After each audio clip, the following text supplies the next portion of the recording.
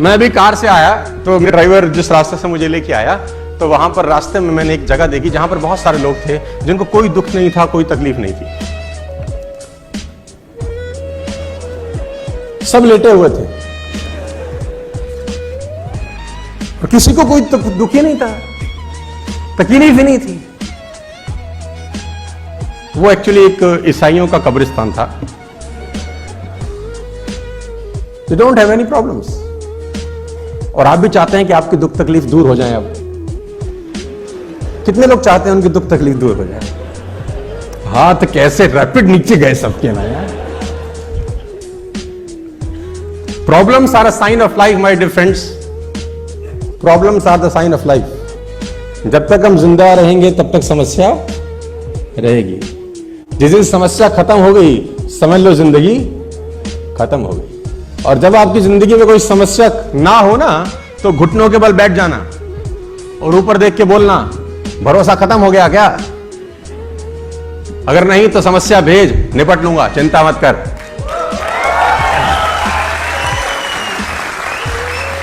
आपकी समस्याएं मैं खत्म कर दूं, कर सकता हूं, तरीका है। वो लेटा है, उसको मार, उसको कोई तकलीफ नहीं, उसके नाक पे घुसंड मार, घूसा मार, दबा दे, तकलीफ होगी उसको। वो लेटा है, कह रहा तू करे जा। तकलीफ हो गई उसी को जिसकी जिंदगी में कुछ ना कुछ चल रहा है। ट्रेनिंग का बहुत जरूरत है सर, बहुत ज्यादा जरूरत है। और जैसे कहते हैं ना कि वो जो कोयला रहता है वो अंगीठी के अंदर गर्म रहता है। कोयला अंगीठी में गर्म रहता है, जैसे अंगीठी से बाहर निकलेगा ठंडा हो जाएगा। ऐसा समझो कि बहुत सर्दी पड़ रहा है, कहीं बहुत सर्दी पड़ रहा है और आप किसी रूम में हो, बाहर है -12 डिग्री, -14 डिग्री, -15 डिग्री टेम्परेचर, अंदर अलाव जल रहा है। अलाव समझते हैं आप लोग? आग जल रही है, बॉन फायर जला रखा है आपने, उसमें लकड़ी डाल रखी है अंदर और -15 डिग्री बाहर है। आप अलाव के पास बैठे हैं, आपको सर्दी लगेगी कि नहीं लगेगी? नहीं लगेगी ना। जैसे जैसे अलाव से दूर होते जाएंगे सर्दी लगना महसूस होता जाएगा कि नहीं होता जाएगा? बाहर जितना भी टेम्परेचर है, अगर आप अलाव के पास हैं तो बाहर का टेम्परेचर आपका बाल भी बांका नहीं करता। क्या मैं ठीक हूं? तो ये अलाव ही है, ये ट्रेनिंग, कि इसमें रहेंगे, बाहर का टेम्परेचर कुछ भी हो, तकलीफ कुछ भी हो, आपका कुछ नहीं उखाड़ता फिर वो। और सीखना जरूरी है क्योंकि बाहर बहुत सारे सवाल होंगे आपसे।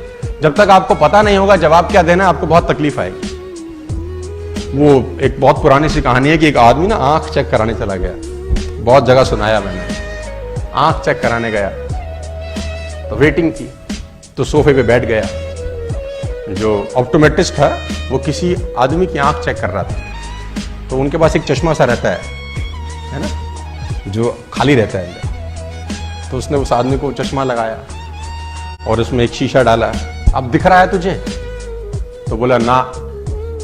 तो उसने बोला शीशा निकाल के दूसरा डाला। बोला अब तुझको दिखता है? तो बोला नहीं, थोड़ा थोड़ा दिखना शुरू हो गया। अब ये बाहर बैठ के ऑब्जर्व कर रहा है उसको। फिर उसने तीसरा डाला, बोला अब, कह रहा अब थोड़ा सा साफ हुआ है। फिर उसने चौथा शीशा डाला, बोला हाँ अब मुझे बिल्कुल दिखाई दे। तो उसने पर्ची बनाई कि बाहर चश्मा बना दिया। अब ये गया, अब इसका नंबर था, ये तो देख रहा था बहुत देर से। अब उसको भी वो चश्मा लगाया जिसमें 2 छेद थे। पहला शीशा डाला, तो तुझे दिख रहा है? बोले नहीं। तो उसने वाला निकाल के दूसरा डाल दिया। बोला अब दिख रहा है? बोला अभी भी नहीं। उसने फिर तीसरा डाला, बोला अब? बोला अभी भी। चौथा नहीं, पांचवा नहीं, छठा नहीं, सातवां नहीं, आठवां, जितनी ट्रे थी सारे डाल डाली। अब कह रहे नहीं। तो जो चेक कर रहा था उसने बोला नहीं पढ़ा जा रहा? कह रहा नहीं। बोला पढ़े भी हो? तो बोला नहीं, इसलिए तो पढ़ा नहीं जा रहा। तो बोला यहां क्या करने आए हो? तो बोला हमको लगा चश्मा लगाने से दिखता है। उसको बोला चश्मा लगाने से दिखेगा तभी जब पढ़ाई अंदर पहले से होगी, अंदर से होगी तभी दिखाई देगा। अंदर से होगी ही नहीं तो दिखाई। मैं चाइनीज लैंग्वेज लिख दूं यहां, चाइनीज, कुछ चाइनीज ची चू चा चा चू है, ऐसा कुछ लिख दूं तो तुम पढ़ पाओगे क्या? जबकि तुमको दिखता भी है, परफेक्ट नजर आता है। चाइनीज लैंग्वेज पढ़ पाएंगे? अरबी लैंग्वेज यानी पढ़ भी वही पाएंगे जो ज्ञान पहले अंदर होगा ना। जो होगा ही नहीं उसको भी नहीं पढ़ा जा सकता। बाहर बहुत सारे सवालों के जवाब तुम्हारा इंतजार कर रहे हैं, लोग तोपें लेके खड़े हैं बाहर और चट्टी में बम लगाने वाले हैं तुम्हारी।